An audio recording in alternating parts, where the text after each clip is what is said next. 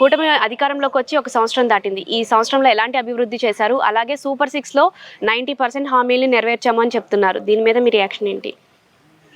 Maximum 90% అన్నీ అమలైపోయినాయండి. ఒక తాడేపల్లిగూడెం నియోజకవర్గం వస్తే రాష్ట్రంలోనే గుంతల రోడ్లు, గోతుల రోడ్లు ఈ రోజున ఎలా ఉన్నాయో చూడండి. ప్యాచ్ వర్క్ అంతా జరిగిపోయింది. చాలా చోట్ల రోడ్లు వేస్తూ ఉన్నారు. సీసీ రోడ్లు కూడా చాలా అమలై జరుగుతూ ఉంటాయి.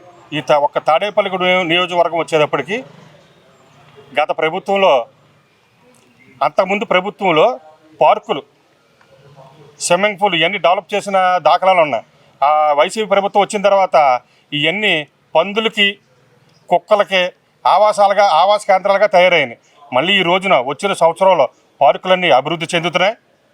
అలాగే స్విమ్మింగ్ పూలు, సిమెంట్ రోడ్లు, ఆడిటోరియంస్ అన్నీ కూడా పూర్తిగా జరుగుతున్నాయి. రాష్ట్రంలో